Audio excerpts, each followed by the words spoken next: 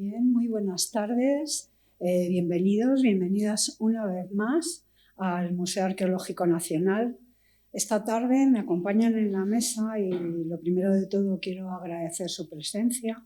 Por una parte, el subdirector general de Relaciones Internacionales y Unión Europea del Ministerio de Cultura, el señor Rafael Iborra Zaragoza. Y por otra, el profesor Juan Luis Montero Fenollos. El motivo del encuentro de esta tarde es una interesantísima conferencia a cargo del doctor Montero que lleva por título Excavar en Palestina es más que arqueología, el proyecto de Tel Fara en Cisjordania. Hay que señalar que esta conferencia forma parte de la programación Cultura para la Paz, España-Palestina, programa del que nos hablará dentro de un momento el subdirector general, a quien quiero presentar brevemente. El señor Iborra Zaragoza inició su carrera profesional en el Ministerio de Asuntos Exteriores, Unión Europea y Cooperación, ocupando diversos puestos en el ámbito de la asesoría jurídica internacional. En particular, fue coordinador de la presidenta española del Consejo de la Unión Europea del 2023 en el Ministerio de Universidades, así como consejero de Asuntos Afganos en la Embajada de España en Pakistán. Además, ha trabajado como asesor diplomático del ministro de Cultura. Desde 2024, el señor Iborra es miembro de la Junta Directiva de Acción Cultural Española, una institución pública dedicada a la promoción y la difusión de la cultura y el patrimonio españoles en el ámbito nacional e internacional. También ha impartido clases en la Facultad de Derecho de ICADE, formando a futuros diplomáticos, y además tiene formación especializada en traducción y es traductor jurado alemán-español con experiencia en Derecho. Por su parte, el profesor Juan Luis Montero Fenollos es doctor en Historia y profesor titular de Historia Antigua en la Universidad de Coruña y cuenta con más de 30 años de experiencia en arqueología de Oriente Próximo, en particular en Siria, en Palestina e Irak.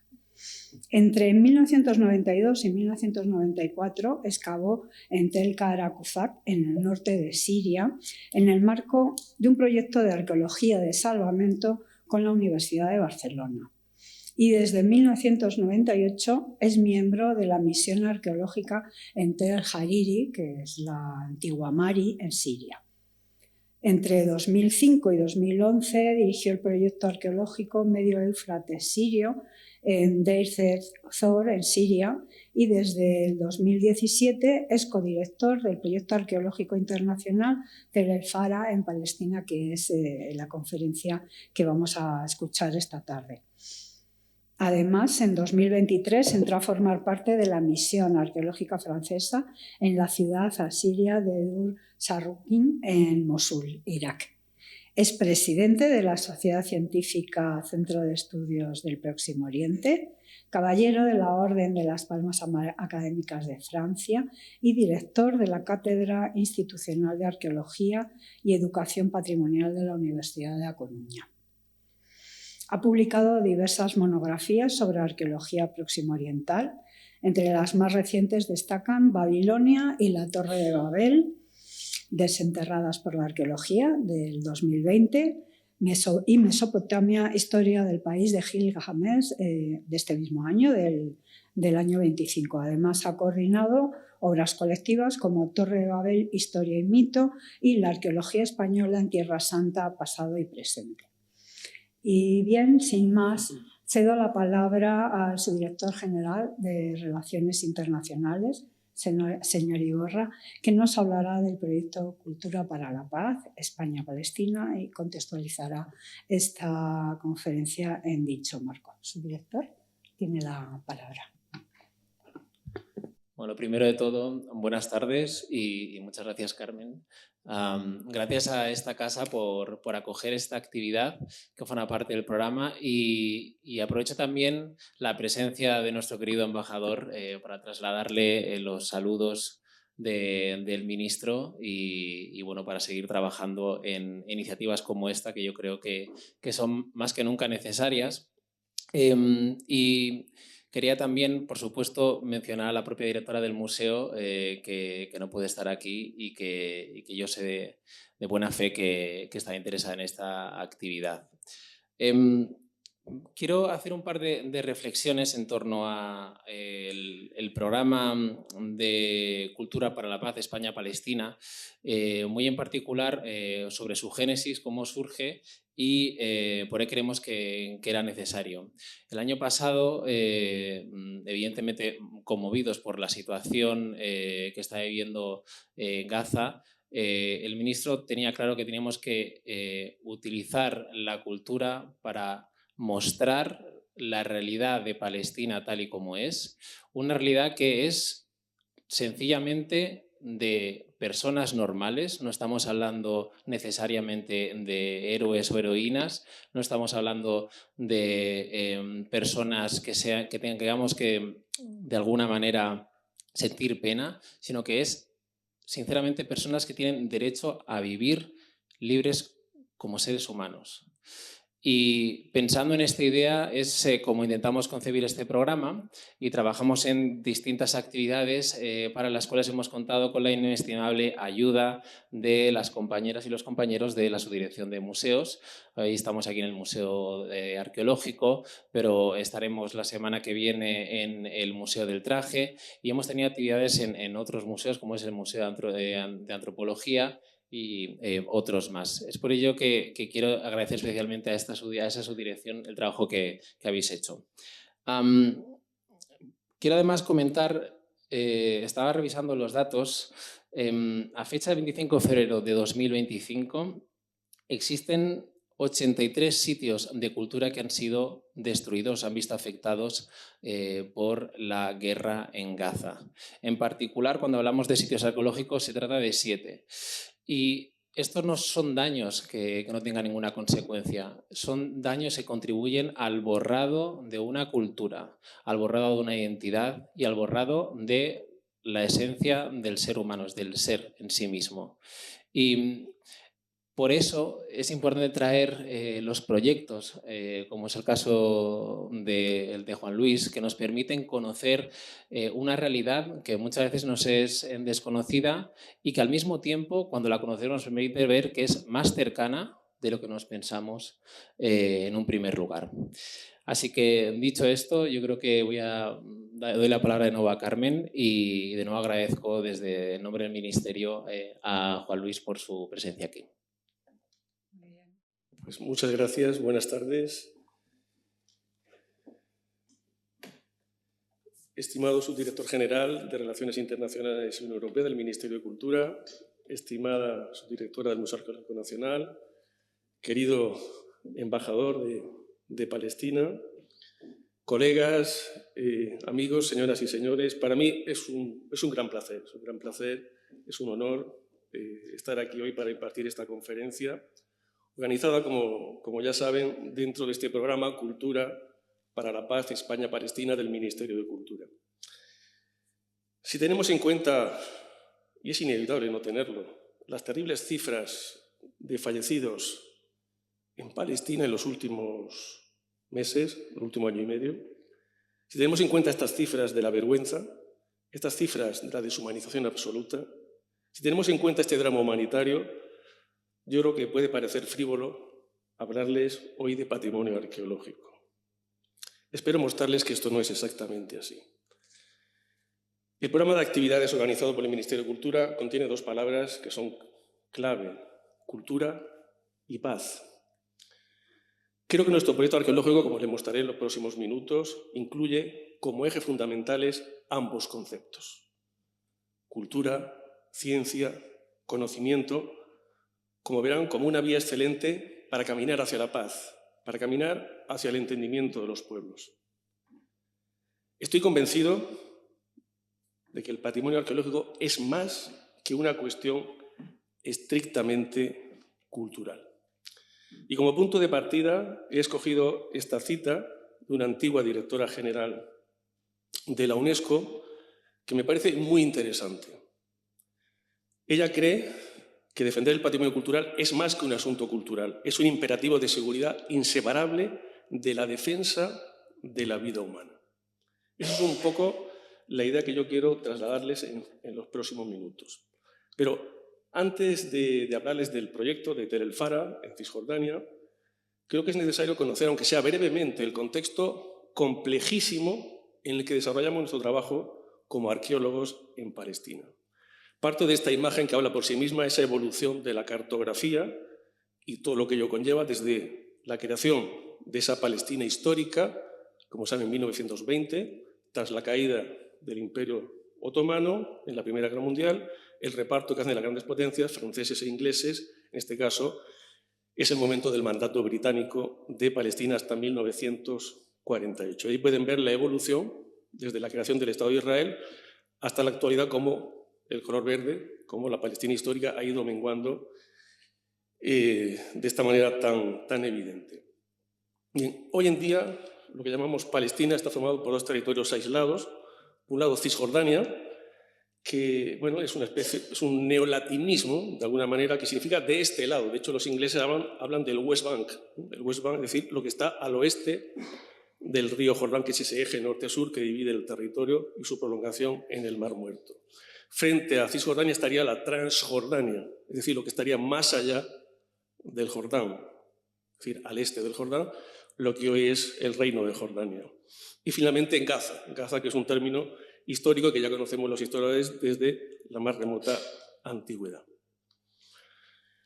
Bien, Cisjordania y Gaza, a partir de esos famosos acuerdos de Oslo, firmados en 1993 por Yasser Arafat e Isaac Rabin en Washington, bajo la tutela de Bill Clinton, establece una serie de directrices para caminar hacia el autogobierno de Palestina. Y sobre todo lo más interesante que quiero destacar, porque eso también influye en nuestro trabajo, es la compleja subdivisión de Cisjordania en áreas, en tres tipos de áreas que se llaman de esta manera tan simple, A, B y C, pero que tiene unas connotaciones sobre el territorio muy complejas. Las áreas A, que no llegan a ser el 20%, son las únicas que están bajo la tutela, bajo la administración civil y de seguridad por parte de Palestina. No es el caso de las áreas B y C, que son evidentemente la mayoría. Esto influye en nuestro trabajo, ya verán que tiene su complejidad porque en algún momento no sabes si estás en área A, si estás en área B, si puedes excavar, si puedes hacer una fotografía, es de una complejidad enorme. También es muy interesante ver cómo la evolución geopolítica del territorio, del país, también se refleja en el marco legal de la gestión del patrimonio arqueológico. Aquí les hago una historia muy rápida de cómo ha ido evolucionando ese control de lo que son las antigüedades, de lo que es el patrimonio arqueológico. Empezamos, evidentemente, por el control por parte del Imperio Otomano, donde todo el patrimonio era propiedad de Constantinopla. A partir del mandato británico hay una nueva ley elaborada por los ingleses, la creación del primer museo arqueológico que en su momento se llamó Museo Arqueológico de Palestina. Hoy es el Museo Rockefeller, controlado por la Autoridad Israelí de Antigüedades. Y, evidentemente, a partir del 48, la creación del Estado de Israel supone también la aparición de una nueva gestión del patrimonio. En primer lugar, con la creación de la Autoridad de Antigüedades de Israel y con su propia normativa, y en el caso de Cisjordania se aplicará la ley jordana y en el caso de Gaza la ley de Egipto. Otra fecha clave, el año 67, Guerra de los 6 días, y nuevamente el control del patrimonio ejercido en este caso por parte de Israel en los territorios que ellos llaman Judea y Samaria, utilizando la terminología bíblica para referirse a Cisjordania. Gracias a los acuerdos de Oslo, esto va a cambiar. Vamos a ver que en las áreas A y B que les comenté antes, es Palestina, es la autoridad palestina quien asume, el Estado palestino, asume el control del patrimonio histórico. Y en el 94 se crea por fin el Departamento de Antigüedades y de Patrimonio Cultural, con un ministerio de Antigüedades y de Turismo y Antigüedades y una ley de antigüedades que sigue siendo la de Jordania. Ante el vacío legal, sigue siendo la ley que se aplica en ese contexto. Hay que esperar hasta el 2018, gracias a la ayuda de la UNESCO y del gobierno sueco, para que por fin Palestina tenga su propia ley de patrimonio cultural tangible, y es la que está en este momento en vigor. Como digo, fíjense, la evolución política, geopolítica, también tiene estos cambios en el control del patrimonio. Bien, Patrimonio Mundial de la UNESCO, porque Palestina es miembro de pleno derecho desde el año 2011 y en este momento hay 5 lugares que han sido declarados Patrimonio Mundial de la UNESCO por Palestina. Algunos muy conocidos, evidentemente, la Iglesia de la Natividad en Belén, la Ciudad Vieja de Hebrón, el último, uno de los más recientes ha sido Jericó, la famosa Jericó, que ahora hablaré un poquito de ella, la tierra de olivares y viñas en la zona sur de Jerusalén, que sería más un patrimonio natural, y hace apenas unos meses San Hilarión en Gaza, que fue declarado, como ahora veremos, durante la guerra. Un caso singular es la Ciudad Vieja de Jerusalén, que como ven está declarado Patrimonio Mundial desde el año 81, pero a propuesta de Jordania. Bien, Jericó. Jericó es un yacimiento muy conocido universalmente por ser, como podemos ver incluso en este cartel de acogida, incluso el señor embajador creo que es de muy cerca de Jericó, la ciudad más antigua del mundo. Bien, no es exactamente así, es un lugar muy interesante, es un lugar que, bueno, es una aldea que nace en el Neolítico hacia el 8000 y que va a ir evolucionando y que va a tener una historia sin duda apasionante y de proyección universal. Y por escoger todos los casos, un tanto surrealista, en plena guerra, ¿no? La UNESCO decide declarar en julio del 24 Patrimonio Mundial a este monasterio de San Hilarión, que ahora veremos es un complejo eclesiástico de los siglos IV a VII después de Cristo, realmente impresionante. Pero a continuación lo anota, lo incluye en la lista de Patrimonio Mundial, evidentemente en peligro. Como digo, es un lugar excepcional, lleva el nombre de San Hilarión, pues un santo que se convirtió al cristianismo en el año 310, y tenemos aquí todo un complejo que está siendo evidentemente destruido por la actual guerra que asola la Franja de Gaza. Yo definiría Palestina como un paraíso arqueológico, pero un paraíso amenazado. Son más de 7.000 yacimientos los que componen, digamos, el inventario principal de su patrimonio arqueológico. Por la Policía de Antigüedades, porque hay un servicio específico de la Policía de Antigüedades en Palestina, se estima, fíjense qué cifras son escalofriantes también, más de 10.000 piezas salen ilegalmente cada año. Y fíjense de dónde proceden el 85% de las áreas C. ¿Qué quiere decir áreas C? Zonas controladas por Israel, es decir, donde Palestina no tiene ninguna competencia sobre sus fronteras. Aunque parezca también sorprendente, en Gaza no solo hay violencia, no solo hay bombas, no solo hay dolor, que lo hay y mucho, demasiado, evidentemente para ser soportado. Hay arqueólogos.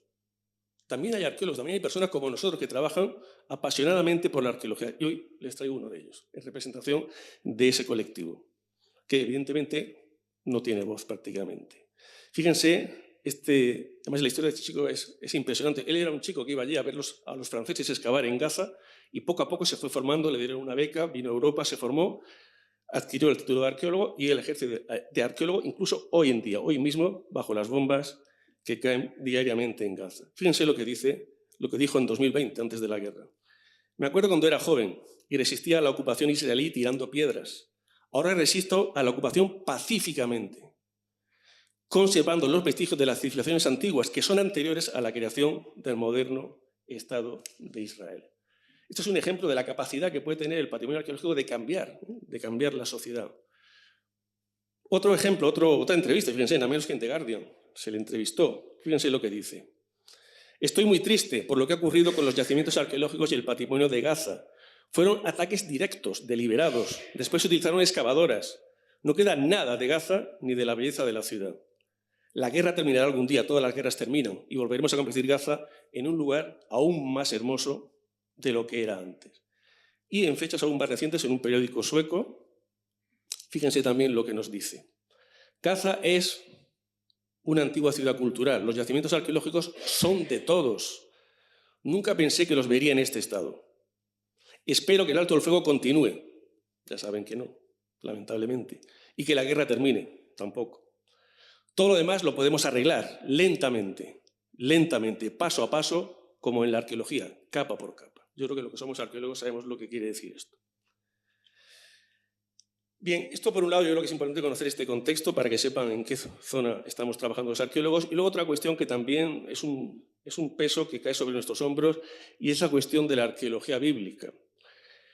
La geografía en la que nos movemos los arqueólogos en esta región es una región que llamamos el Oriente Bíblico, que en un sentido amplio, esa geografía iría desde el Tigris, desde lo que es la actual Irak, la antigua Mesopotamia, hasta el Nilo, hasta, digamos, pues, la geografía de Egipto, vinculada, como saben, pues, en la historia bíblica al Éxodo. En el caso de Mesopotamia, vinculada al exilio. Ur, también la patria de Abraham. Pero ese Oriente Bíblico tiene un corazón. Ese corazón es el río Jordán, ese eje norte-sur y su desembocadura en el Mar Muerto. Bien, vamos a ese corazón. En ese corazón, los hallazgos que estamos haciendo los arqueólogos, yo los puedo calificar, que he llegado desde el Éufrates, donde estuve trabajando durante muchos años, de modestos, del punto de vista material. Son realmente, cuando uno ve el palacio de muchos yacimientos excavados en la zona de Palestina o Israel, son yacimientos modestos si los comparas con los mesopotámicos o con los egipcios. Es decir, ¿qué es lo que hace relevante a la arqueología en gran medida que hacemos los arqueólogos en esta región? El hecho bíblico. Es decir, ¿qué es lo que transforma aquellos hallazgos modestos en algo relevante desde el punto de vista histórico? Pues que estamos ante la geografía donde se gestaron, donde se redactaron, donde se compilaron los libros bíblicos. Y es así como nace una arqueología bíblica, que además nace aproximadamente hace pues, un siglo, en Estados Unidos, con un lema, por resumir el lema de esa visión más extremista, en una mano la Biblia y en otra un pico. Es decir, el objetivo es que la arqueología tiene que ser una disciplina que ilumina, que auxilia los estudios bíblicos. Y todos los hallazgos se explican a través del texto. A esto hay que añadir, en el año 48, como el nacionalismo judío, el sionismo utiliza también la arqueología, el patrimonio arqueológico, pues para justificar la creación, a través de ruinas arqueológicas, la creación del moderno Estado de Israel. Bien, les pongo un ejemplo de los excesos de esta arqueología bíblica. Fíjense, ahí les pongo una imagen de un yacimiento en Mesopotamia, en Ur, donde se encontró un gran nivel de 2 metros de arcillas. ¿Cómo se interpretó? Las huellas materiales del diluvio universal, nada más lejos de la realidad. Lo que son las huellas materiales de una inundación, que nada tiene que ver con el relato bíblico. Bien, toda esta compleja cuestión en la que se mezclan pues, nacionalismos y también la teología ha dado lugar a varias escuelas en las que se posicionan sobre el valor histórico del texto bíblico. Son las escuelas que podemos resumir como maximalista, minimalista. Es decir, la maximalista es teología y arqueología de la mano. Y la minimalista es la reacción totalmente opuesta. Es decir, hay un Israel bíblico, un Israel literario, recreado por los autores del texto, y luego hay un Israel histórico que evidentemente no están en el mismo plano, porque los autores de esta escuela consideran que los textos bíblicos son tardíos, son de los siglos pues, V, III antes de Cristo. Es decir, que escriben muchos siglos después de los protagonistas. ¿De qué protagonistas hablo? Hablo del rey David, hablo del rey Salomón, etc. Y si no estás en una de esas dos escuelas, ¿qué te ocurre? Pues que te ponen en una de ellas. Pues que no existe la escuela centrista o moderada, que no es una escuela, es decir, no estás en ninguna de ellas. Yo me suelo situar en esta posición más centrista o moderada, pero es muy heterogénea, es decir, no es una escuela.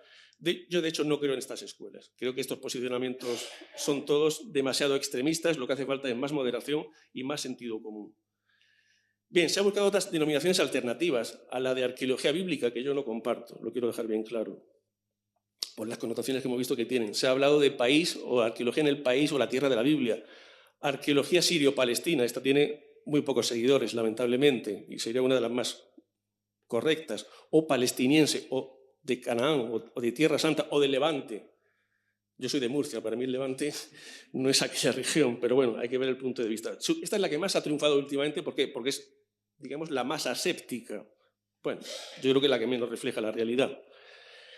También hay quien habla, muy poquitos. Yo hablaría de la arqueología de Cisjordania, es el oeste del Jordán, es el West Bank, es decir, en un sentido geográfico. Pero yo creo que lo más simple es lo más evidente. La arqueología bíblica no existe, es una creación, solo es arqueología. No le busquemos un calificativo porque lo único que vamos a generar son dudas, problemas y conflictos.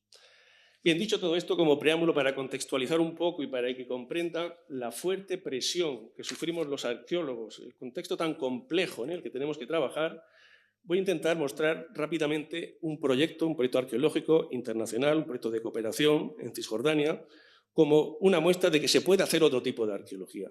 Se puede hacer otro tipo de arqueología y creo que es necesario darlo a conocer, porque a veces damos a conocer los resultados técnicos, pero no lo que hay detrás de estos proyectos. Bien, el proyecto se centra en Tel El Fara, un yacimiento, como pueden ver, está situado un poquito al norte de la ciudad de Nablus, una de las principales ciudades de la Cisjordania actual. Está en área A, recuerdan, área A, por tanto ahí estamos en principio bajo la administración y la tutela de la autoridad palestina, del Ministerio de Turismo y Antigüedades de Palestina.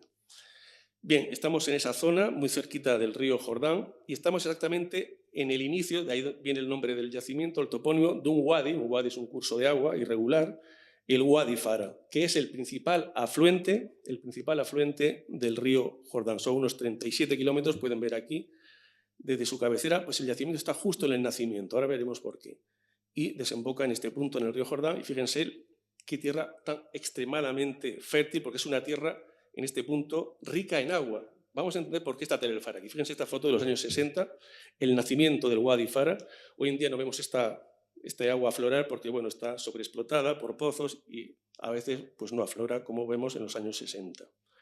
Bien, ¿dónde está Tel El Fara? Pues aquí está marcado entre dos círculos, este es el yacimiento, está entre dos pozos, como lo llaman los árabes, dos manantiales. Ain, que es ojo, es un lugar donde emana agua, Ain El Fara, fíjense a un lado, en este lado, y en el otro lado otro Ain, otro manantial, que es este que les voy a mostrar. Ah, no, pensé que tenía aquí una imagen, no está. Bien, pues eso es la razón de ser de este Tel El Fara. Está controlando una vía de agua perenne, con estos dos pozos en su entorno inmediato, una zona elevada, fácil de defender, y en una vía natural, es decir, en una vía de comunicación fundamental entre el río Jordán y Siquén, Nablus, y luego finalmente hacia Jerusalén. Por tanto, un lugar muy estratégico. Bien, este yacimiento ya fue trabajado, ya fue excavado antes de llegar nosotros en 2017. Y quiero mostrarles, aunque sea rápidamente, a su descubridor y a su excavador, fue Roland Devaux, un investigador, un dominico francés de la École Biblique de Jerusalén, un gran prestigioso biblista, fíjense, estudioso de la Biblia, historiador y arqueólogo, que excavó, fíjense, entre el año 46 y el año 60, hizo 9 campañas arqueológicas, a la vez que excavaba nada menos que en Qumran. Qumran le sonará por los manuscritos del Mar Muerto, pues es allí donde excavó de forma paralela, como pueden ver, Roland Devaux, ahí lo ven en el centro, con vaina y con esa barro tan característica. Evidentemente, si yo digo que Tel El Fara es un referente, es un yacimiento bueno, que es ineludible, pues no tiene mucho valor, porque soy parte interesada, pero aquí les he puesto 3 citas de un arqueólogo británico, un arqueólogo australiano y un arqueólogo israelí, donde, fíjense, en inglés nos dicen que Tel El Fara es un tel muy importante, que es comparable a Megiddo y Hazor, que es un lugar crucial, es decir, es un yacimiento extraordinario. Y fíjense por qué. Entre otras cosas, por su secuencia arqueológica que es extraordinaria. Fíjense, yo diría que es un gran libro de historia. Tel El Fara tiene 8.000 años de historia aproximadamente, desde las primeras aldeas, desde los primeros asentamientos humanos estables, a las primeras ciudades y a la del Hierro, hasta que llegan allí los primeros imperios mesopotámicos. Hacia el 600 finalmente se pondrá fin. Y un yacimiento tan importante, fíjense, cuyo patrimonio también es fruto de esa geopolítica tan compleja, está repartido entre 4 grandes museos. Nada menos que el Museo del Louvre en París. Fíjense, la foto de la derecha es una foto de la sala donde están esas vitrinas que pueden visitar en la ciudad, en la capital de Francia. O el Museo de Jordania en Amán, el Museo Rockefeller, antiguo Museo de Palestina en Jerusalén, o la École Biblique en Jerusalén. Su patrimonio está repartido, insisto, fruto de esa evolución, de esa complejidad que les he comentado al principio. Pero, insisto, un gran libro de historia, un libro apasionante que hay que desenterrar pues, capa por capa con esos 7 periodos fundamentales, y ha sido el periodo 7, fíjense, Edad del Hierro, el que más interés ha atraído. Un periodo del Hierro, ese periodo 7, que se ha subdividido, como pueden ver, en 5 fases, según lo que hicieron los arqueólogos franceses. Y aquí entra ya la arqueología bíblica. Se ha propuesto que este yacimiento del Fara sea la antigua Tirsá.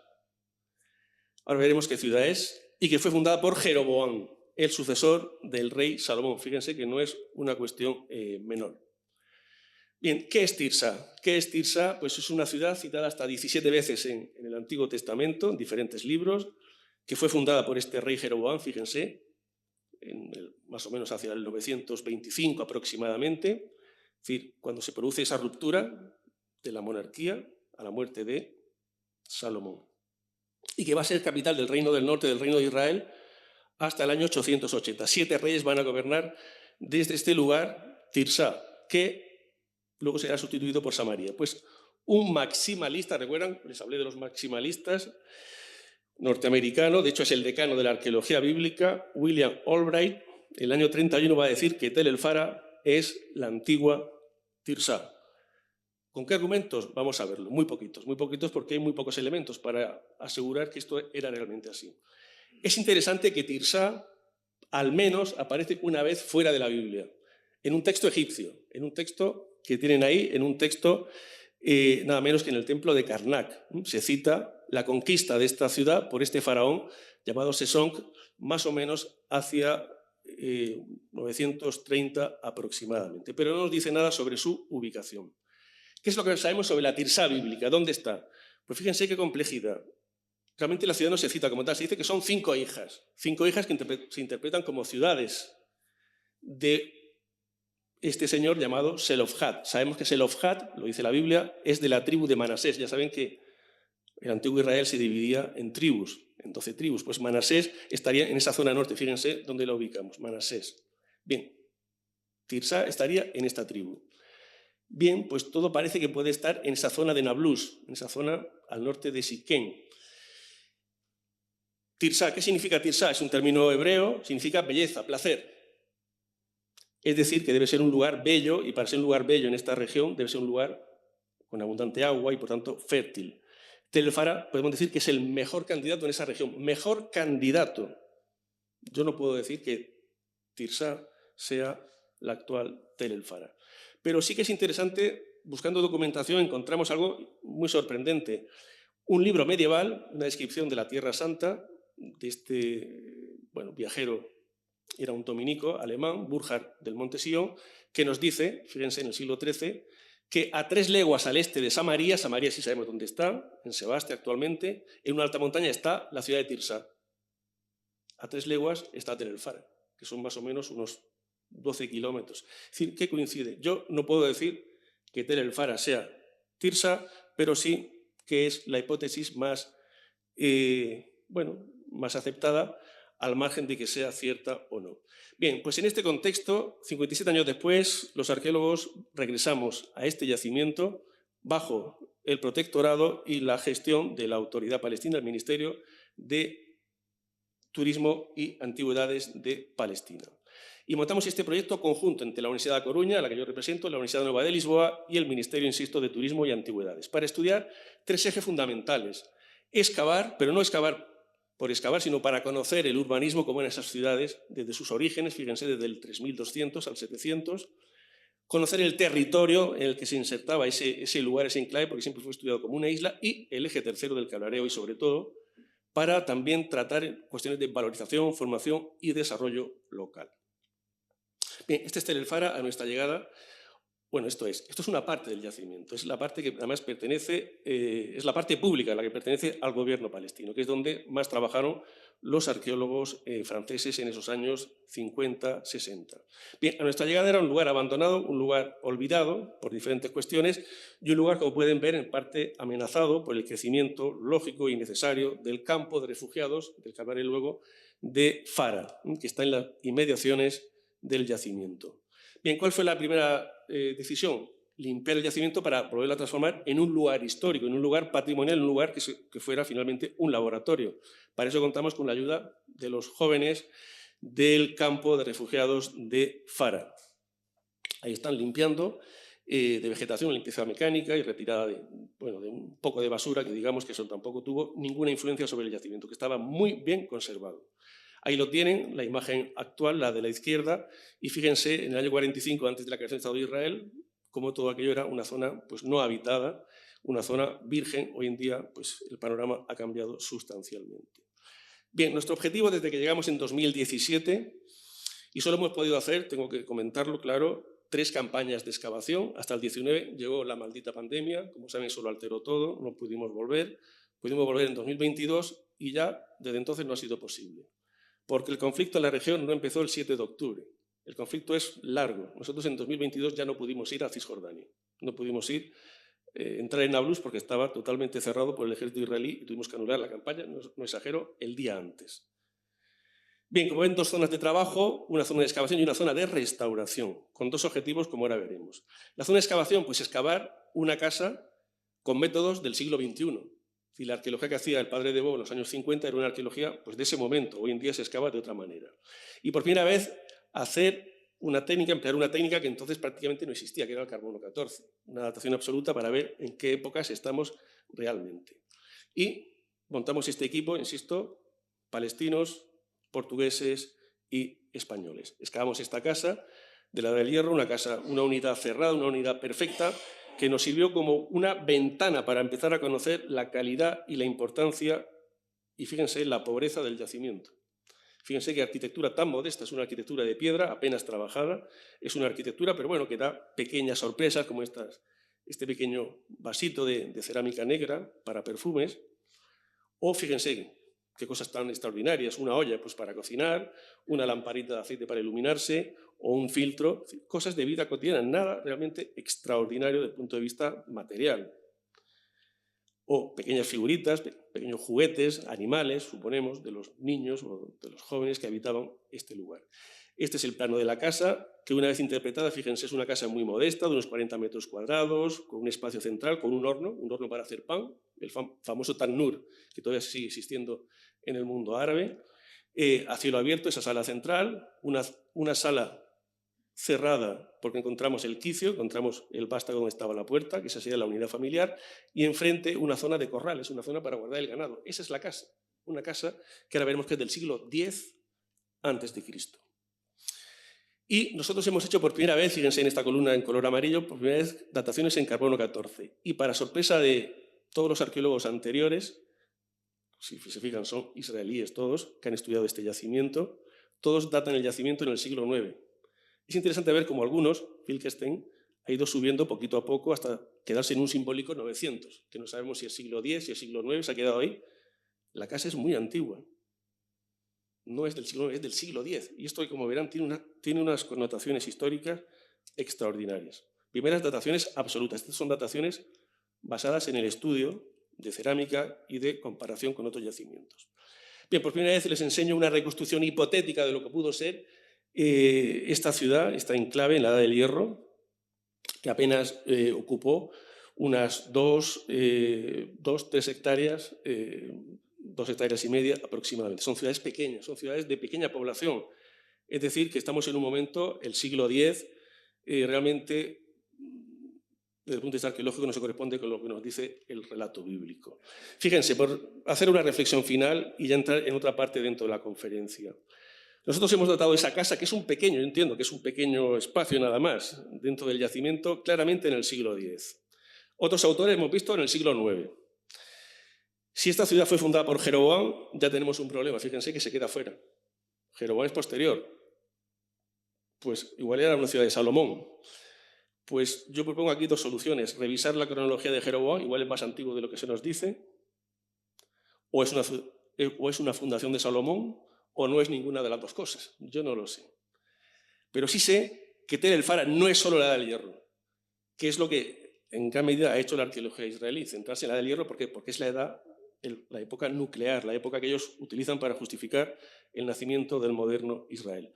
Tel el Fara también es una ciudad cananea, mucho más antigua, incluso anterior. Tel el Fara sí que es posiblemente una de las ciudades más antiguas de Palestina. Muy poco conocida, pero tiene unas murallas impresionantes que nada tienen que envidiar a las de Jericó, incluso sería más grande que la Jericó de ese momento.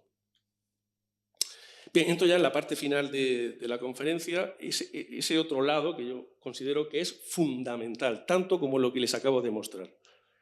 Les acabo de mostrar la parte científica, la parte técnica, vamos a ir a la parte más humana, a lo que nosotros hemos llamado más que arqueología, ese valor añadido que nosotros queremos dar al proyecto, pero no por, digamos, porque consideramos que viste el proyecto, sino porque consideramos que es estrictamente necesario, es fundamental hacerlo y tiene sus resultados, como luego verán. Bien, no podemos aislarnos de la realidad, no podemos ser personas que llegamos allí como investigadores, que es lícito, tener nuestros datos, marcharnos a Europa, estudiar y olvidarnos del contexto, no. Estamos en una zona muy compleja, estamos junto a un campo de refugiados, ahí lo ven al fondo, el campo de Fara, más de 8.000 habitantes, y en ese contexto socialmente pues, deprimido, muy frágil, iniciamos en 2019 un proyecto de cooperación educativa a través de la ECID, la Agencia Española de Cooperación Internacional y Desarrollo, y con la ayuda del Consulado General, iniciamos, a partir de esta célebre, conocerán la famosa Agenda 2030, desarrollar 3 objetivos que nos parecían fundamentales, porque este también es el lenguaje que habla en ocasiones la Administración y es importante entrar, digamos, por esa vía. Competencias técnicas y profesionales, es decir, formar de forma pues, competente a los cuadros locales que era necesario. Igualdad de género, participación de las mujeres, como ahora verán, y evidentemente redoblar los esfuerzos para proteger un patrimonio cultural que está amenazado. Bien, más que arqueología, de momento hemos hecho 2 acciones que hemos podido desarrollar en diferentes años. El que hemos llamado Arqueología en Femenino, que luego veremos un audiovisual al terminar la conferencia, dirigido a arqueólogas palestinas de la Universidad de Nablus, para completar su formación mediante nueva teoría y práctica, como verán. Y luego la segunda acción dirigida a niños, a escolares del entorno, ser arqueólogo, ser arqueóloga por un día. Es decir, elaboramos un material, como luego veremos, para que fuera utilizado en los colegios del entorno. Había preparada una acción 3, pero como pueden ver, ¿cuándo? No puedo responder a esa pregunta. Vamos a ver la acción 1. La acción 1 consistió en recuperar una casa excavada por los arqueólogos franceses en 1951, que es esa casa que ven ahí. Ven el plano antiguo, el plano azul es el plano actual, después de estos casi 60 años de abandono. Fíjense, este es el estado en el que estaba esta casa del siglo IX a.C. Fíjense, no estaba tan mal, simplemente estaba invadida por la vegetación que no hizo demasiado daño, como ahora verán. Objetivo, formar, en este caso fueron, si no recuerdo mal, 6 arqueólogas palestinas, licenciadas en Turismo y Arqueología por la Universidad de Nablus, que recibieron una formación teórica por parte de los arqueólogos del equipo y por parte de una restauradora que estaba con nosotros, y finalmente aplicar eso para que ellas mismas fueran las que intervinieran consolidando, restaurando de una manera básica, pero importante, esta casa y se convirtiera en un primer punto de esperanza dentro de la violencia que rodea el entorno. Este es el entorno de la casa, una vez limpio, una vez consolidado, y incorporamos unos paneles explicativos en inglés y la otra cara, no tengo foto de la otra cara, en árabe, para que aquello dejara de ser un lugar abandonado y se convirtiera por fin en un lugar patrimonial, en un lugar valorado por todos los investigadores y evidentemente también los ciudadanos.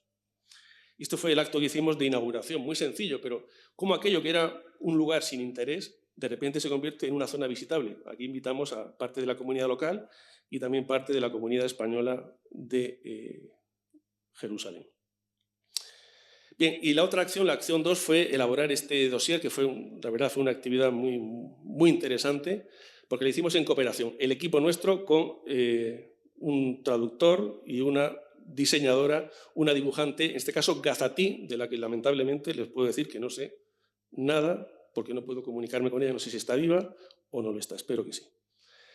Bien, pues elaboramos un dossier en árabe y en castellano para explicarles la importancia de la arqueología, por qué es importante el yacimiento, por qué realmente tienen que implicarse desde la escuela en su protección.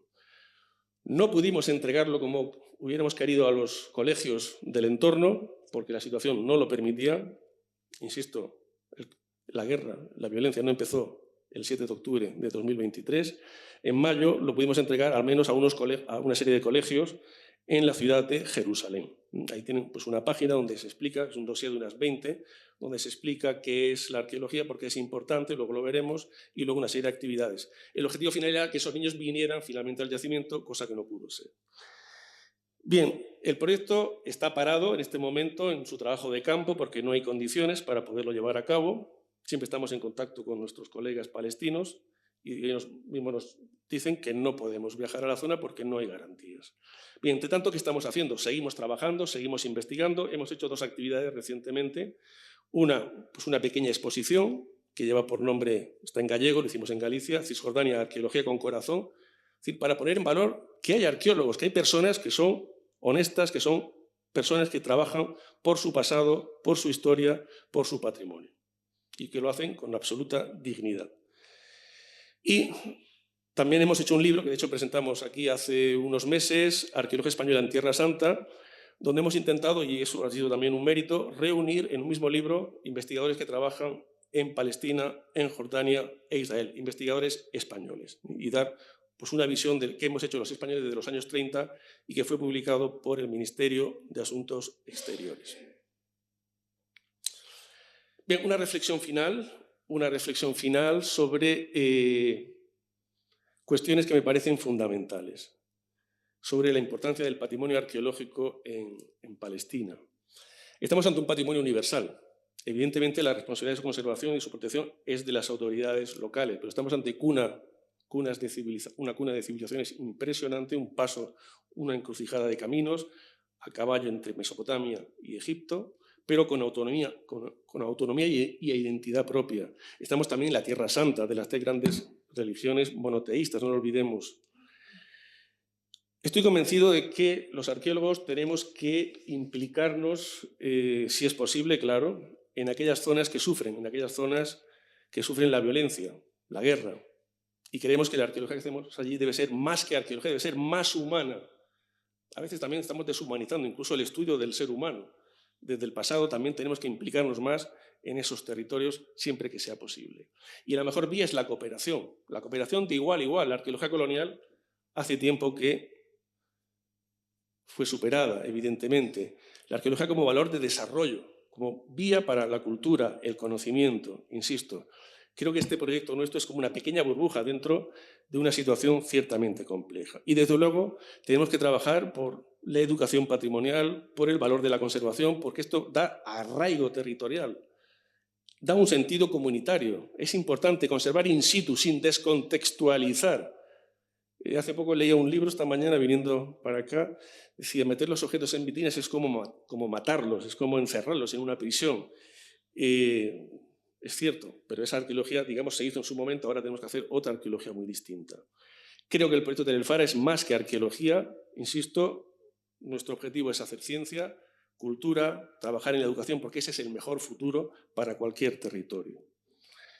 Vuelvo a recuperar la frase de Irina Bokova, antigua directora general de la UNESCO, que decía, vuelvo a repetirlo, defender el patrimonio cultural es más que un asunto cultural, es un imperativo de seguridad inseparable de la defensa de la vida humana, y estoy plenamente convencido que así es. También les pongo aquí otra referencia de un arqueólogo sirio, también exiliado, fruto pues, de otra guerra, de otro conflicto violento, que dice lo siguiente, me parece muy significativa, y que tiene esta ONG llamada Patrimonio por la Paz.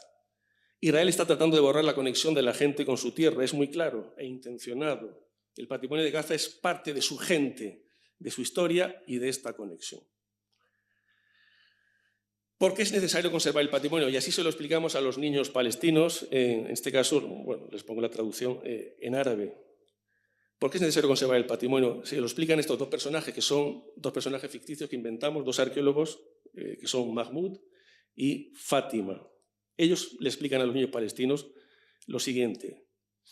Sin él, sin el patrimonio cultural, arqueológico en este caso, perdemos nuestro pasado, nuestra historia, nuestra memoria. En el fondo es como si nos quitasen una parte de nuestra infancia. ¿Te imaginas lo que sería vivir sin los recuerdos de cuando eras un bebé? Hay que preservar esos recuerdos que forman parte de nuestra vida.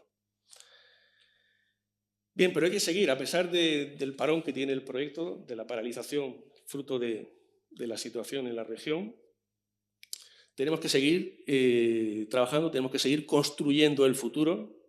Y uno de los proyectos que tenemos en mente, que tenemos preparado, pero que en este momento ni se dan las condiciones ni tenemos los medios para hacerlo, es transformar, fíjense, esta vieja casa que está junto al yacimiento, que es la casa donde vivían los franceses que acabaron en los años 50, en un centro de interpretación, en un centro de acogida, en un centro que sirva pues, para dar a conocer el patrimonio de Tel el Fara. Insisto, eso es un proyecto de futuro que esperemos poderlo llevar a cabo en breve. Pero la idea es esta, la idea que quiero transmitir hoy sobre todo no es tanto la arqueología pura y dura, sino la idea de la cooperación, la idea de trabajar juntos. En este caso, pues un equipo hispano-luso-palestino en el que hablamos pues, muchas lenguas, hablamos español, hablamos gallego, inglés, hablamos portugués, hablamos árabe, pero hablamos un solo lenguaje. Es el lenguaje de la cultura, el lenguaje del conocimiento, que nos lleva a la paz, al futuro, evidentemente. Somos la única universidad española liderando un proyecto arqueológico en Palestina. Es un honor, pero le puedo asegurar que no es sencillo, pero no los podemos dejar en este momento y tenemos que seguir cooperando en la medida de lo posible con ellos.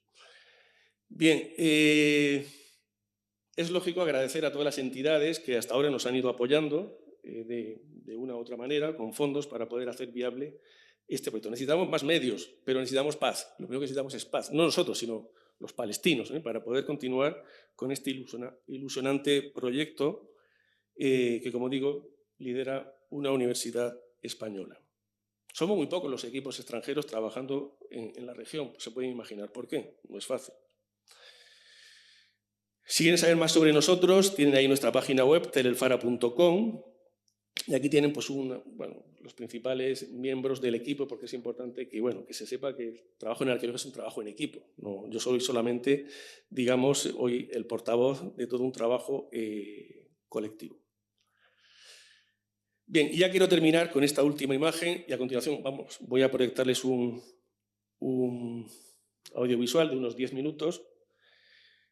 Y esto forma parte del audiovisual. Fíjense lo que nos dice esta arqueóloga palestina que participó en este proyecto que llamamos Arqueología en Femenino, en 2019.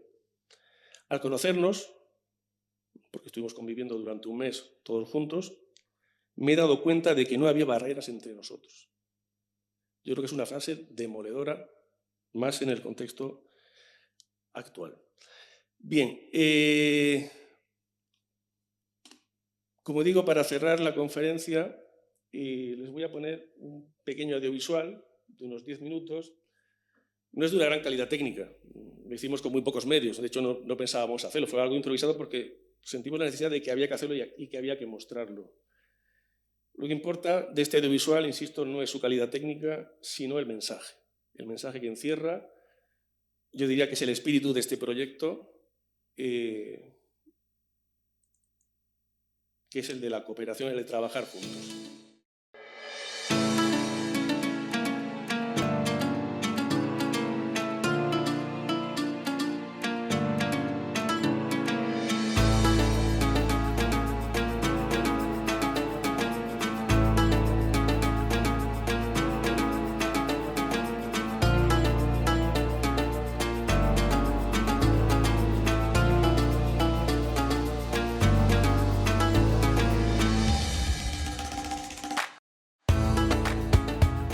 El 1 de junio de 1946, investigadores franceses encabezados por el padre Roland Devaux daban los primeros golpes de pico en Tel El Fara, un campo de ruinas arqueológicas situado al noroeste de la ciudad cisjordana de Nablus. Tras 57 años de olvido, un equipo internacional liderado por la Universidad da Coruña, la Universidad de Nova de Lisboa y el Ministerio de Turismo y Antigüedades de Palestina ha regresado a Tel El Fara para recuperar y reescribir el milenario libro de historia que se oculta en el subsuelo del yacimiento. En octubre de 2019, un grupo de arqueólogas palestinas, dirigidas por la restauradora Blanca Sicilia, trabajaron en la recuperación y consolidación de los restos de una casa de la Edad del Hierro, que estaba en riesgo de desaparición. Esta es la breve historia de aquella intervención.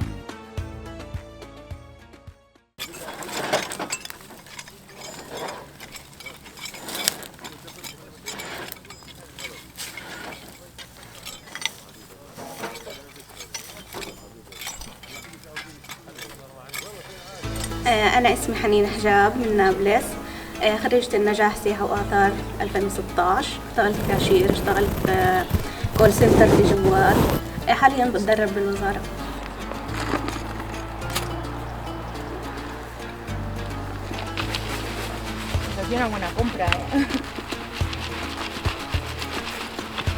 أنا سيما شعبان، درست سياحة وآثار 4 سنين بجامعة النجاح.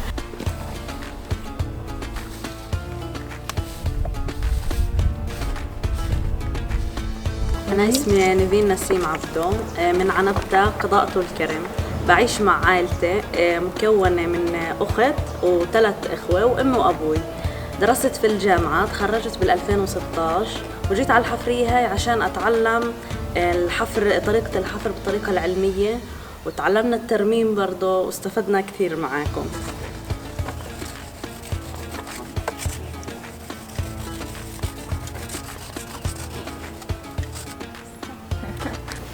فلسطين فيها مواقع أثرية كثيرة، بس تل الفرع كان مميز الشغل فيه لأنه أول مرة أنا بشتغل فيه يعني.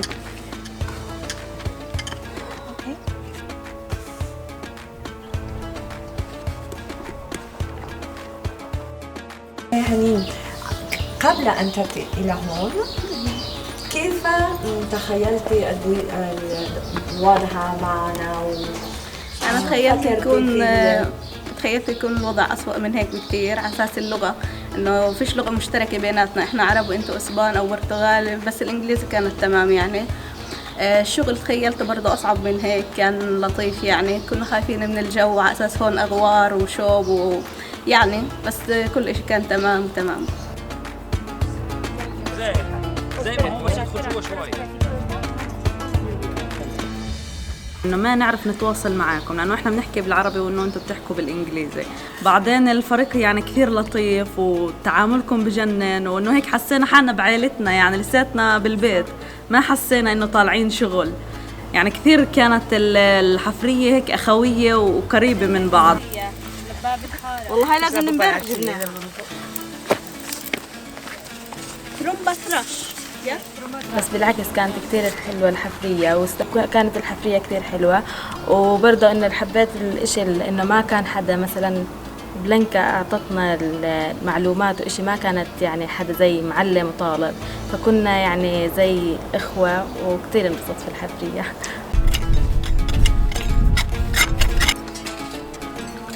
Okay, it's very important this.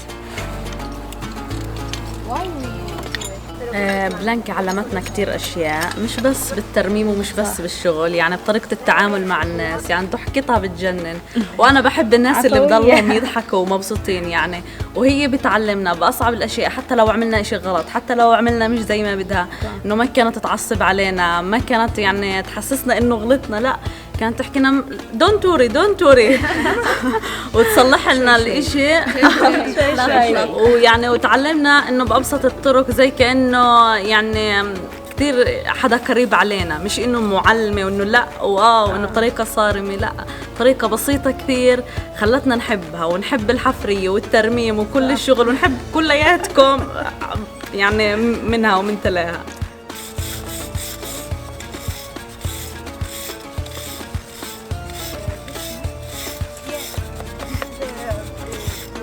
ما كنا نخاف نخبص يعني، كان عندنا الحب المغامرة يعني، انه تقول لنا الاشي وخلص احنا نطبق عليه على اساس انه ضامنين في اشي غلط ولا هيك، في اسلوب تحكي فيه اسلوب حلو يعني، نتقبل بعدين بدي اضيف شغله، هي لسه بتعيد وهي مش فاهمه شو بنحكي بالعربي.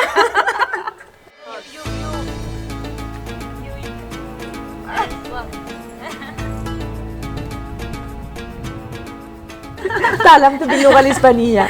أنا تعلمت كثير. جراتياس اللي هو شكرا، وآركو ديوس اللي هو قوس قزح، وبونيتا وبونيتو جميل وجميلة، بيرفكتو مومنتو، راح أعمل أشياء سالوت صحة، مرحبا. ايش بوينوس اولا صحيح اولا وبردون gracias, más baka salud, montaña muy bien. وكثير كلمات تعلمت، وايش كمان؟ في كمان سول ولونا، لونا والقمر، يس سول ولونا، وايش كمان؟ في كثير كلمات يعني تعلمناها من بلانكا، انه كان الاشي الحلو برضه في الشغل اللي اشتغلناه، انه كنا نتعلم لغة كمان ونشتغل، فتعلمنا اللغة الإسبانية كم كلمة وان شاء الله الموسم الثاني نتعلم اكثر. إنه راحوا عن كالور كالور كنت أحكيها في الحقيقة كالور قولها بلانكا كالور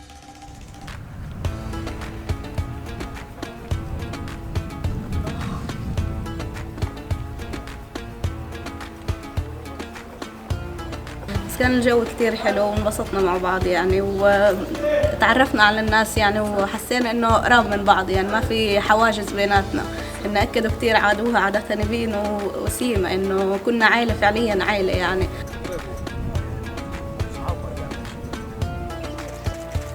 قاطع يعني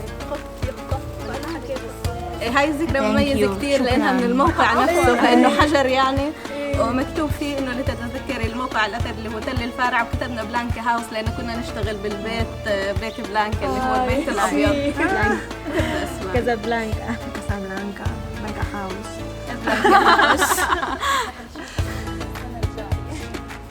كنت انت هون مثل الام الحنون من اول يوم احنا اجينا انه ما كنا لسه عارفين ولا شيء. Esta experiencia en Tel el Fara sirvió para demostrar que la cultura y el conocimiento son una excelente vía para promover la concordia y el diálogo entre los pueblos.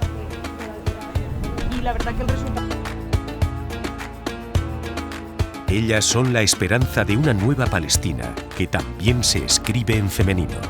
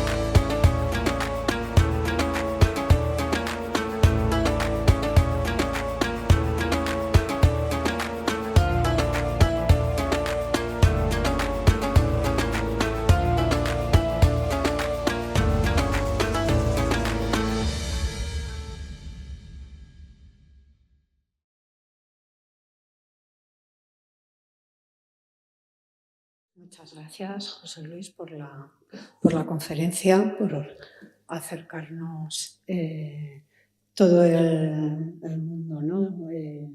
De Oriente Próximo en estos momentos, de los proyectos, las excavaciones. Realmente es increíble, ¿no?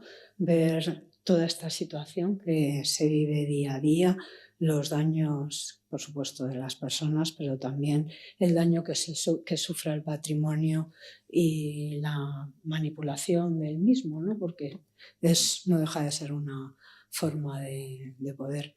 Y enhorabuena por este vídeo tan bonito y tan entrañable, y bueno, porque nos abre la esperanza, ¿no? Y que el futuro está en ellas, en las compañeras arqueólogas en Palestina. Y bueno, abrimos el turno de preguntas, comentarios. Hola, bueno, no hace falta que me presente, que estaba ahí arriba antes.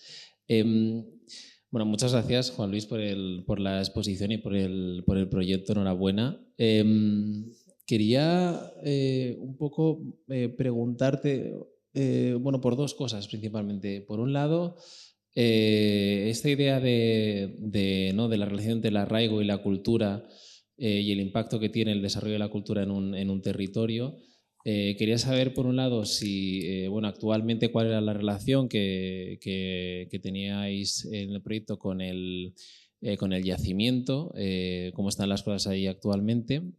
Y luego, por otro lado, quería preguntarte también, que lo has dejado entrever un poco, y creo que también es interesante cómo ¿no? en este caso la arqueología puede ser utilizada también para enmarcar en un contexto temporal ¿no? Pues, un yacimiento, y que de ahí tenga unas derivadas políticas y no otras. No sé, hemos visto, ¿no? que en el 17, ¿no? hicisteis las pruebas del carbono. y ha ido como un giro. No sé si se han dado más situaciones a lo largo de tu carrera o en este proyecto que hayan dado esos giros. Y luego también si hay algún tipo de resistencias también una vez que se producen a reconocer ese tipo de situaciones. Pues la primera pregunta, ¿cuál es la situación del yacimiento en este momento? Pues la información que tengo es que ha sido visitado por ortodoxos judíos para reclamar este lugar. Imaginaros, es primera capital del Reino de Israel, siglo X, y ha sufrido daños. O sea, gran parte de lo que veis que hicimos en 2019 ha sido destruido intencionadamente. No tengo imágenes para mostrarlo, serían demasiado tristes también, pero sí que hay una reivindicación. Y puedo poner un ejemplo, y con eso respondo a la otra pregunta. Nosotros queremos estudiar el yacimiento en su contexto. Es decir, el yacimiento no es una isla, forma parte de todo un entorno, de todo un proyecto territorial. Visitando un yacimiento, estudiado por un arqueólogo israelí de la Universidad de Haifa, si no recuerdo mal, él publicaba como que era un yacimiento israelita. Fuimos allá a verlo, muy interesado, porque, bueno, vamos a ver. Decía que el 75% de la cerámica era de esa época de la de hierro israelita, que ellos llaman. No, el 75% de la cerámica que había era islámica. Entonces, no podemos trabajar así. El investigador tiene que ser honesto. O sea, la ciencia y la honestidad van de la mano. Si no hay honestidad, no hay ciencia posible. Entonces, no puedes transformar un yacimiento, te guste o no, en otra cosa, porque estás cambiando la historia intencionadamente. Y eso llevará a equívoco a cualquier otro investigador que no sea como nosotros, que hemos podido verificarlo in situ, cuántos errores intencionados o no habrá de este tipo. Es decir, y eso no es banal, no es algo accidental. Hacer arqueología allí es casi épico. Yo no me considero ningún héroe, cuidado. Yo voy allí, soy un profesor de universidad, de una pequeña universidad periférica, poco más, pero me gusta ser honesto. No puedo faltar a la verdad, y si la verdad me indica una cosa, es una cosa. De la misma manera que sabemos, y estamos trabajando con un equipo palestino, no negamos cuál es la posible relación de ese yacimiento con la historia de Israel. ¿Qué problema hay? Por parte de Palestina, ninguna. Lo puedo asegurar. Ningún miembro de nuestro equipo ha puesto ninguna objeción, porque es la historia. Ahora mismo ese yacimiento está bajo tutela, custodia de la autoridad palestina. Y tenemos que trabajar en esa línea. Y sobre todo estamos intentando, y es algo muy bonito en este proyecto, sin hablarlo. No queremos que todo eso salpique al proyecto. Es como una burbuja dentro de una realidad bastante hostil que se respira en el ambiente. Estamos en un campo de refugiados, estamos en una zona pues, muy compleja socialmente, donde ves pasar los aviones que casi te despeinan. En Líbano, claro. Hay que ser honesto, y la ciencia es ciencia. Y desde la ciencia, el conocimiento, desde el conocimiento, el entendimiento, la cultura de la paz, es que no hay otra vía. Esa es nuestra filosofía. Y es un pequeño proyecto, estamos empezando, eso es lo triste, ¿no? Pero estamos reescribiendo la historia.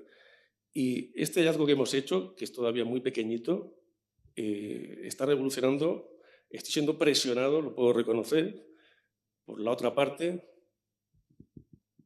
para, digamos, bueno, formar parte de la otra parte. Yo no me vendo a ninguna parte, yo me vendo solo a la ciencia, al conocimiento, a la humanidad, punto. Y estoy sufriendo presiones, no lo puedo negar.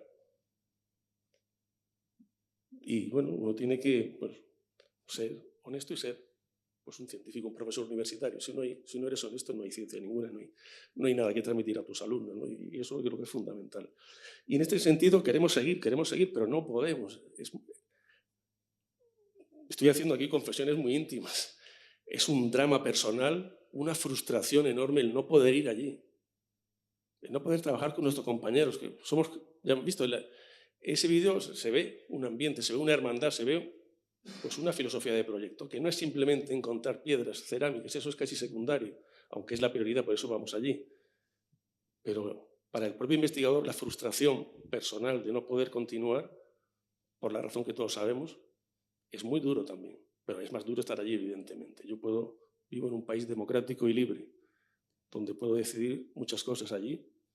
Las arbitrariedades las hemos vivido también, ¿eh? Las hemos vivido Eso ya sí que son cosas demasiado íntimas que vamos a dejar, digamos, ahí. Esa es la realidad. Por eso hacer arqueología en esa región es muy difícil. Somos el único equipo español, la Universidad Española trabajamos allí, y no hay muchos más equipos extranjeros, pero hay que entender por qué. Nosotros llegamos allí, fijaros también la ironía de la vida, nosotros llegamos a Palestina huyendo de otra guerra, la de Siria. Estamos trabajando en el Éufrates con unos proyectos extraordinarios también, ya con una relación muy buena en la valle del Éufrates, pero una guerra en 2011 nos mandó a otro territorio. ¿Por qué elegimos Palestina?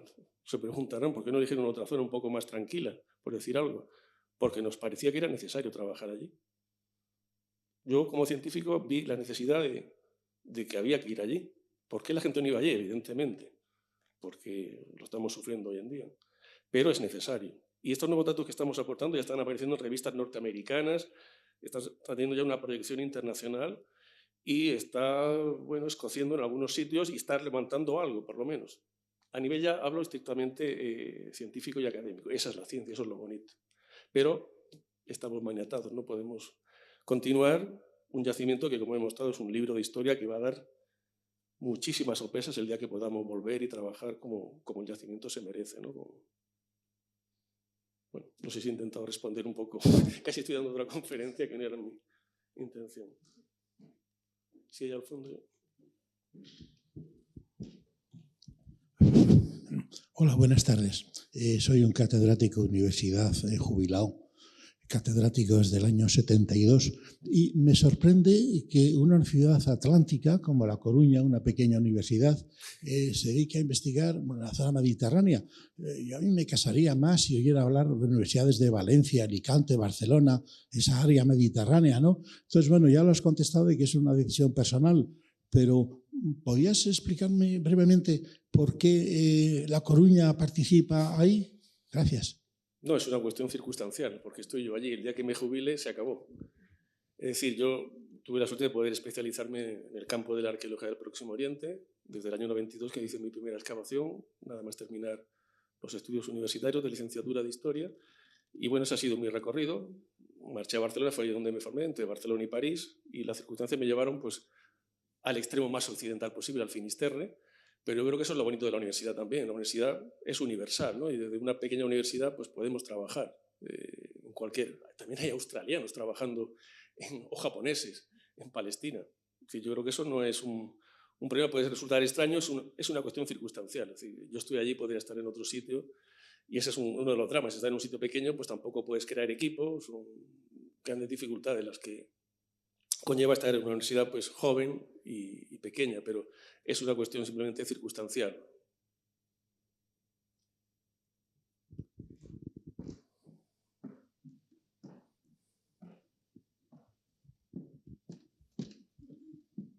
Gracias.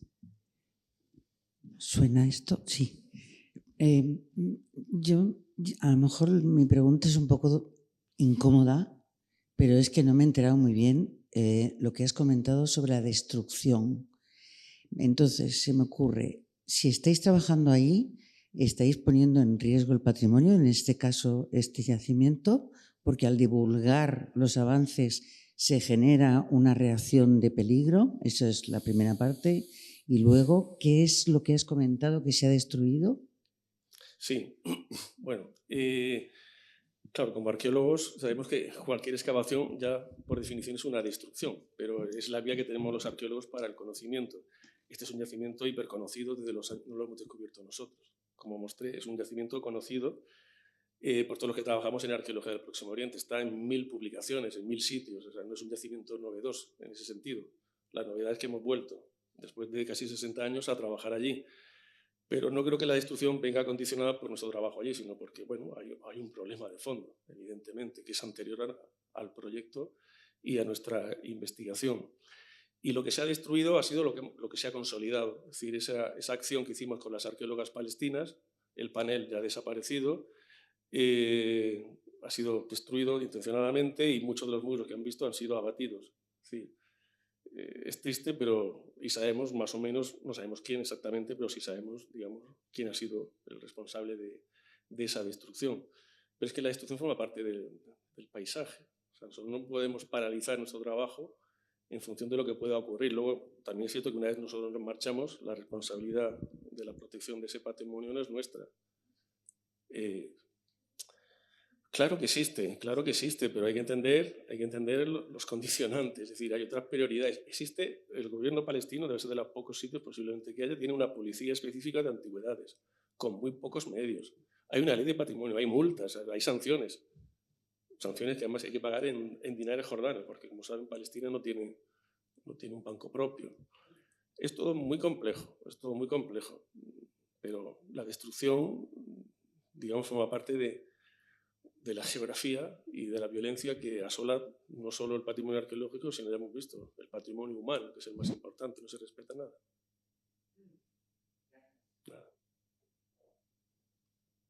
Sí, allá al fondo.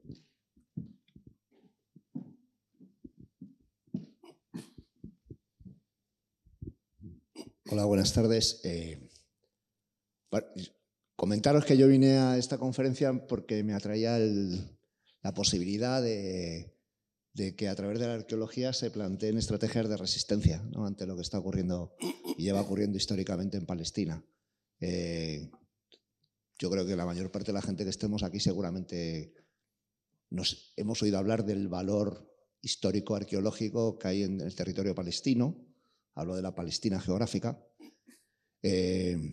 Pero solamente me gustaría comentar una cosa porque no estoy muy de acuerdo con el término guerra. Bajo mi punto de vista, lo que se está viviendo en Palestina es un genocidio, una ocupación y un terrorismo de Estado. Entonces, donde no hay un ejército luchando contra otro.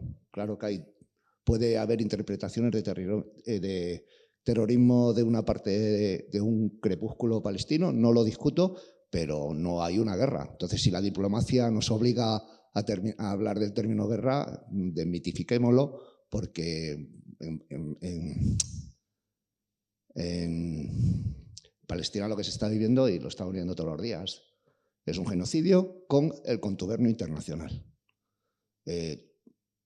Tú no puedes excavar porque internacionalmente tampoco se sanciona a los que nos dejan excavar. Entonces, yo creo que también las cosas hay que llamarlas por su nombre. Y nada, y agradeceros porque creo que sí, que la arqueología y la investigación arqueológica es una forma de hacer memoria. Lo del arraigo me parece fundamental. Me ha parecido muy interesante el planteamiento de cómo la gente que participa de Nablus en las excavaciones de alguna manera les estás haciendo todavía sentirse mucho más identificado con el territorio como propio.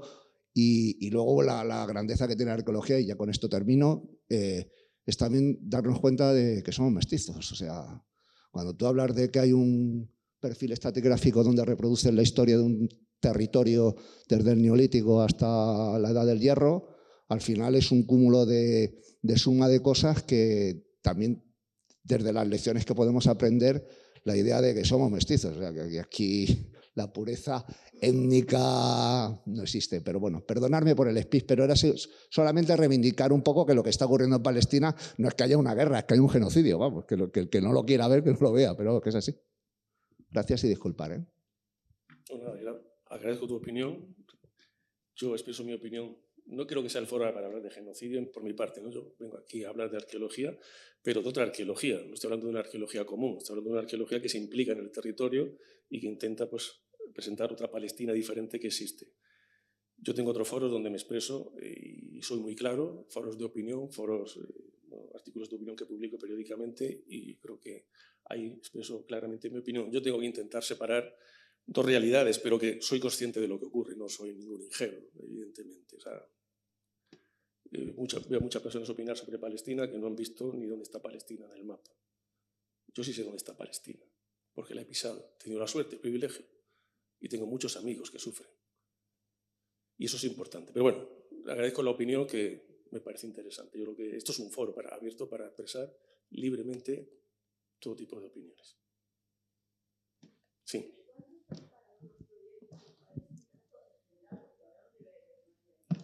No hay ningún... En Palestina hay muy poca actividad arqueológica. Ya históricamente, porque no hay capacidad y hay muchas dificultades, insisto. El conflicto, el problema no empezó el 7 de octubre.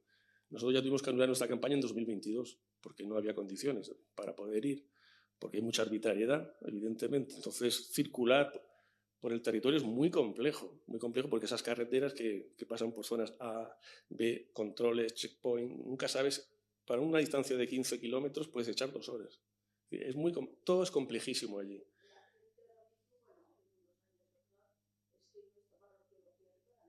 No, o sea, el futuro de la región es muy incierto, claro.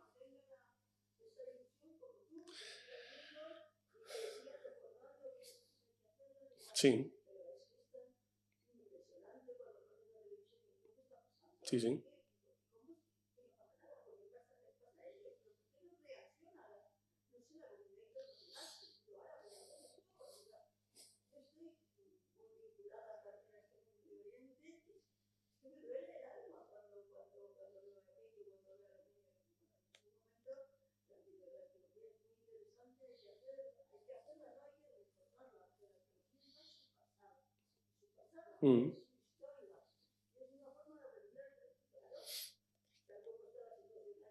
No hay condiciones. Mientras no haya condiciones no iremos. Lo que pasa es que durante este impasse, esperando que la situación se estabilice de alguna manera, aunque la verdad que el futuro parece muy incierto, en ese impasse va pasando el tiempo, el patrimonio se va deteriorando y nosotros pues también tenemos que ir avanzando en otros proyectos, pues no podemos estar eternamente esperando, ¿no? Pero bueno, como he dicho, mi convicción es volver el día que se pueda, siempre que haya unas condiciones, lógicamente, pero en este momento no serán, lamentablemente.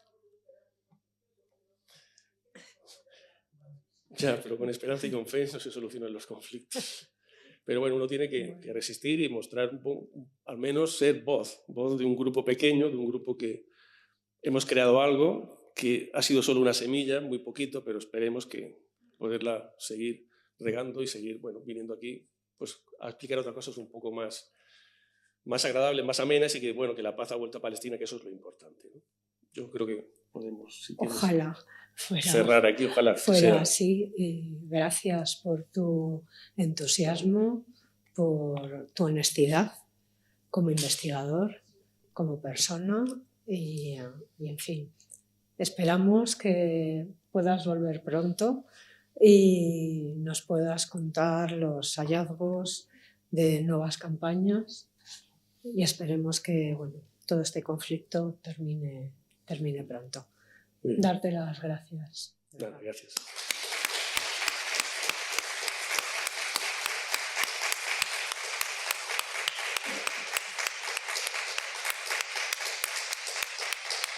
Muchas gracias. Simplemente les diré que transmitiré este aplauso y este agradecimiento a nuestros colegas palestinos.